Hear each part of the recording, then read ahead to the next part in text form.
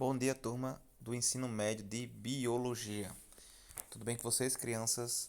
Nossa aula de hoje será o quê? A correção, né, da página 75 foi passado para casa, né? Na verdade, foi a página 75 e 76, certo? Mas só vamos corrigir a 75, porque a 76 são questões, né, de laboratório, né, de fazer um trabalho em equipe. E aí, vamos somente corrigir a 75. Tudo bem? Então vamos lá, sem delongas. Questão 1. Ó. Um estudante afirmou que precisamos ingerir todos os 20 aminoácidos para que nosso corpo possa sintetizar as proteínas necessárias ao organismo. Ele está certo? Por quê? Então, um estudante afirmou, né, que a gente tem que ingerir os 20 aminoácidos existentes, né? Está correto? Resposta: não, vírgula. Porque nosso corpo também produz alguns aminoácidos, ok? Então a resposta é essa. Então, complementando minha resposta, nosso corpo ele produz, né, também aminoácidos e ali não é necessário a gente ingerir os 20 aminoácidos, né? Por exemplo, nós podemos ingerir só 15 tipos de aminoácidos, né? E os outros 5, o nosso corpo ele próprio produz por si próprio, certo? 2. Explique por que, embora haja apenas 20 aminoácidos, há milhares de proteínas diferentes em nosso organismo. Então, temos que explicar por quê, né? Embora haja apenas 20 aminoácidos, há milhares de proteínas. Porque o que são proteínas? São conjuntos de aminoácidos, né? Então, se só existem 20 aminoácidos, quer dizer que pode existir de 20 aminoácidos, criar milhões de sequências ali de proteínas diferentes, certo? 3. Teríamos de esperar dias para que algumas moléculas de sacarose, ou seja, o açúcar, dissolvidas em um vidro com água, se transformassem em glicose e frutose, ao passo que as mesmas moléculas são rapidamente digeridas e absorvidas no intestino delgado. Como você explica isso, né? Então, ele colocou água, né? Moléculas de açúcar para ser dissolvidas ali, né? Na água e ia demorar, né? Para elas serem dissolvidas. Diferentemente, no nosso organismo ela é dissolvida ou digerida rapidamente. Então, por quê? Como é que a gente explica isso? Devido à ação das enzimas, ok? As enzimas são catalisadores de reações químicas. Então, é por isso que nosso organismo faz a digestão rápida. 4. Um estudante afirmou que, no organismo vivo, qualquer enzima serve para aumentar a velocidade de qualquer reação química. Ele está certo? Por quê? Né? Ele está errado, porque nem todas as enzimas, né, têm a sua função para aquilo. Tem enzimas para suas funções específicas, ok? Então ele está errado.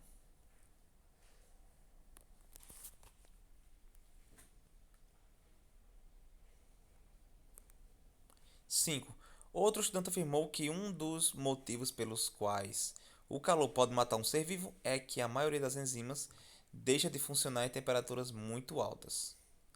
Explique por que a enzima deixa de funcionar nesse caso. Então, falamos que o nosso corpo ele produz calor, né, para poder as enzimas trabalharem melhor. Mas o anunciado diz que se aumentar, né, aliás, se aumentar a temperatura, né, for uma temperatura muito alta, não vai poder ter a mesma função, né, da enzima. Então a enzima ela tem uma eficiência até uma determinada temperatura e quando ela passa dessa temperatura, uma temperatura mais elevada, as enzimas elas vão desnaturar, ok? E aí elas não vão ter a sua eficiência. 6. Duas proteínas possuem exatamente 456 aminoácidos.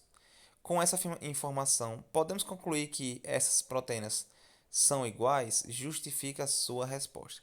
Então, duas proteínas possuem exatamente 456 aminoácidos. Isso está correto, né, gente? Elas possuem é, proteínas que são iguais, né? Então, dizemos que não, né? Existem vários tipos de proteínas, né? Então, para cada aminoácido, né, vai existir uma quantidade X de proteínas, né? A sequência ali acaba sendo diferente, né? Então, os aminoácidos vão acabar seguindo uma ordem diferente e aí gerando uma proteína diferente, certo? 7. Você aprendeu que uma proteína é formada por uma cadeia de aminoácidos, estrutura primária, que pode sofrer vários enrolamentos no espaço, como por exemplo estruturas secundárias, terciárias e quaternárias. Então, pense em um fio de telefone enrolado como na figura abaixo, serve para ilustrar que tipos de estruturas assumidas pela proteína. Então, quais são as estruturas que a gente pode ver de acordo com essa imagem aqui, o fio de telefone, né? Então, nós temos aqui o que? A estrutura terciária, certo? Comentamos que a estrutura primária e secundária está relacionada ao quê? Aquele conjunto, né, de hélice, né, formadas são em hélice. Então, é o formato que o fio, né, do telefone possui esse formato espiral, né? Da mesma maneira é a, a estrutura primária e secundária, ok? Agora, no momento que ela começa a enrolar e adquirir várias direções, né? Nós chamamos de estrutura terciária, ok? Então, a estrutura correta é terciária, que representa essa foto ilustrativa, certo? Ela não é quaternária por quê? Porque quaternária ela está relacionada a um conjunto, né, de um pequeno grupo. Então nós temos apenas um grupo aí, né? Dois filamentos, né? Aliás, é um único filamento, né? Formando esse espiral. Tudo bem? Então, estrutura terciária. 8. Com os raios-x e outras técnicas, como a ressonância magnética nuclear, podem ser obtidas imagens que, processadas em computadores, produzem modelos tridimensionais de proteínas. Por que essas imagens tridimensionais são importantes? Então, o nome já está dizendo, gente, tridimensional, 3D, né? Alguém já viu um jogo no celular, por exemplo, que um jogo é 3D, né? Acho que a maioria dos jogos são 3D hoje em dia, não é? O que é que são 3D? É três dimensões. Você consegue ver todos os lados, né, do boneco, por exemplo, de um jogo que tem um boneco, você consegue ver as dimensões do boneco, né? Como por exemplo na vida real também. Então, essa imagem tridimensional auxilia para poder ver as outras partes, né, em diferentes ângulos de uma molécula, certo? Então, com essas imagens tridimensionais, ele vai poder analisar qual é a estrutura, né, que tipo de estrutura é essa proteína, né? Tudo bem?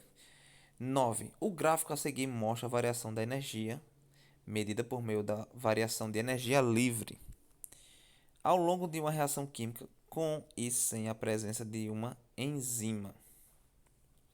Qual das duas curvas, 1 ou 2, representa a reação química catalisada por enzimas? Né? Justifique sua resposta. Então, 1 ou 2 representa a reação catalisada por enzima. Então, obviamente, a 2, né? Onde o gráfico ele está mais baixo em relação à energia livre, né? A energia livre, energia de ativação. Então, sabemos que as enzimas catalisam, né, as reações químicas, então a 2 representa ali a economia da energia. Então, pegando ali o atalho, né, como a gente fez o esquema que a gente utilizou na aula passada em relação a um rapaz que levava uma rocha até o topo de uma montanha, né? 10. Um órgão doado para transplante,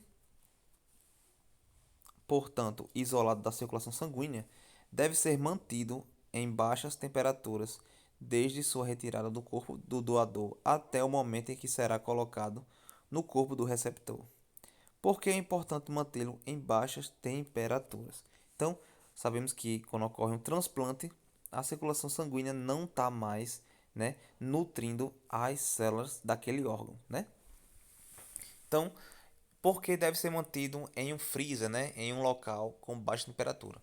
Porque quando as células estão em baixa temperatura, o metabolismo diminui. Assim, não precisando, né, nutrir as células o tempo inteiro, né? Então, aquele sangue que está ali parado naquele órgão sem circular, com o tempo em baixa temperatura, metabolismo baixo, os nutrientes do sangue conseguem ali ser suficiente até que ocorra a recepção daquele órgão. Então, de uma forma mais fácil de vocês escreverem a resposta, né? Devido ao metabolismo das células funcionarem mais lentamente em baixas temperaturas. Assim, economizando, entre aspas, os nutrientes que o ambiente proporciona, ok?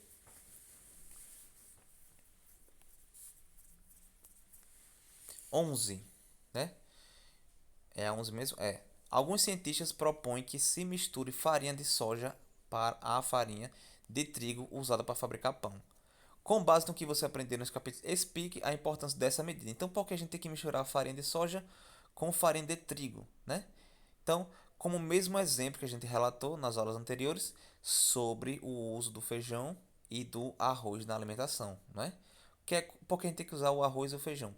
Porque os nutrientes que o arroz tem, né, em baixa quantidade, o feijão ele tem em alta quantidade. O nutriente que o feijão tem em baixa quantidade, o arroz ele tem em alta quantidade. Então um complementa o outro, certo? Então da mesma maneira essa medida da farinha de trigo com a farinha de soja, ok?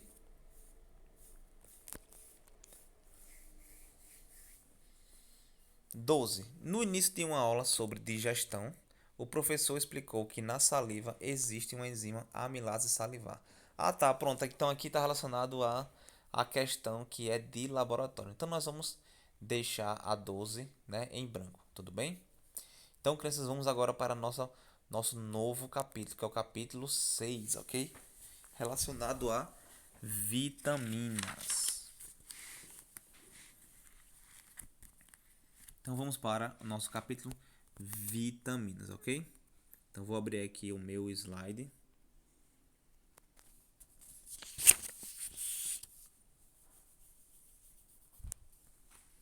Vitaminas, né? Quem já viu essas letrinhas aí naqueles rótulos, né? Na bula do remédio, naqueles suplementos alimentares de academia, e nos alimentos, né? Nos rótulos ali, nas embalagens de alimentos, né? Então, as vitaminas, gente, são conhecidas como B, K, C, A, E, não é? Então, está relacionado ali a macromoléculas, né, que ajudam ali o nosso corpo a se regular, certo? Então, vou explicar um pouquinho o que são essas vitaminas, o conceito, né? O que é vitamina? Vitaminas são nutrientes importantes para o nosso organismo. São de extrema importância para o bom funcionamento do nosso organismo, principalmente porque ajuda a evitar muitas doenças. Então, olha só, primeiro e principal conceito de vitaminas é justamente esse, ó. Ajuda a evitar doenças, né? Se ela ajuda a evitar doenças, então quer dizer que as vitaminas são reguladores, certo? Então, no nosso organismo, as vitaminas são reguladoras. Elas regulam o nosso organismo de ocorrerem infecções patológicas, tudo bem? Então aquele resfriadozinho, aquela gripe, né? O povo manda você tomar. Toma vitamina C, tome ali um suco de laranja, né? Que tem muita vitamina C. Então, realmente está correto, relacionado a aumentar a quantidade de vitamina no seu corpo, assim evitando agravar doenças, né? Em futuras infecções, certo? Por quê? Porque ela auxilia ali ao nosso corpo produzir mais defesas para o nosso corpo. Então, ele auxilia ali a produzir mais unidades no sistema imunológico, ok? Segundo parágrafo, elas não são produzidas pelo organismo e, portanto, devem ser adquiridas através da ingestão de alimentos, frutas, verduras, legumes, carnes. A falta de vitamina pode acarretar em diversas doenças chamadas de avitaminose, ou seja, falta de vitaminas. Elas podem ser de dois tipos, ó. Hidrossolúveis, que são as que são solúveis em água e absorvidas pelo intestino, e as lipossolúveis, certo? São solúveis em gorduras e absorvidas pelo intestino com a ajuda dos sais biliares produzidos pelo fígado, ok?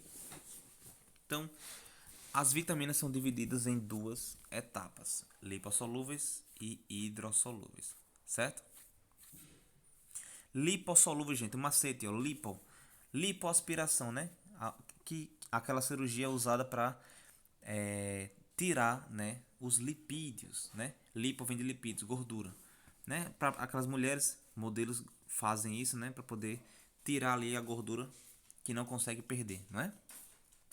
Então, lipossolúvel vem de gordura. Então, lipossolúvel é aquelas que são absorvidas ou dissolvidas em gorduras, ok?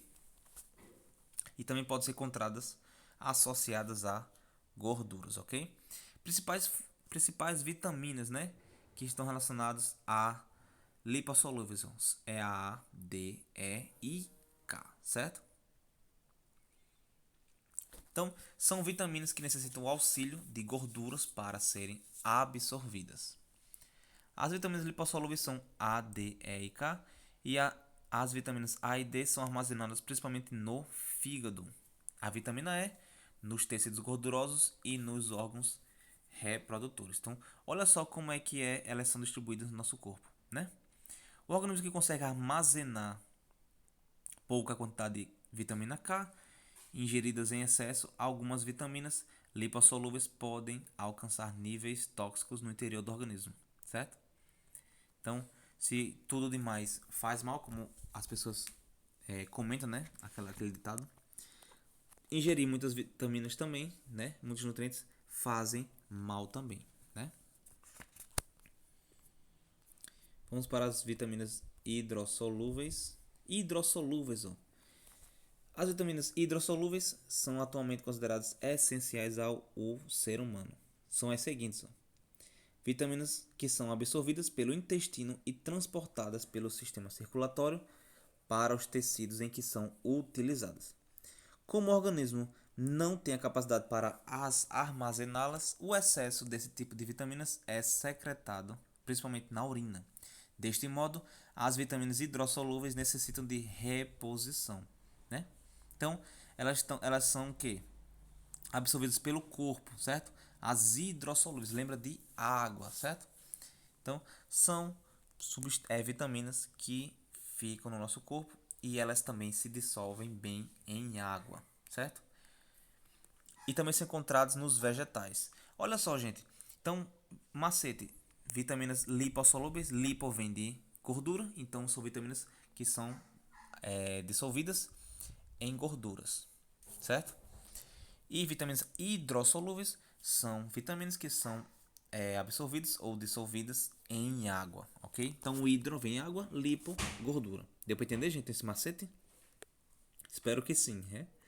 Então, vamos conhecer agora quais são essas vitaminas que relacionadas às hidrossolúveis, né? Então nós temos a vitamina B1, B2, B5, B6, B9, B12, a famosa vitamina C, a vitamina B8 e B3, né? Engraçado que a gente toma o vitamina o quê? O vitamina C é o quê? No suco, né? Na água, né? Então por isso que ela é facilmente absorvida no nosso organismo, né? A gente ingere já ela com a quantidade de água.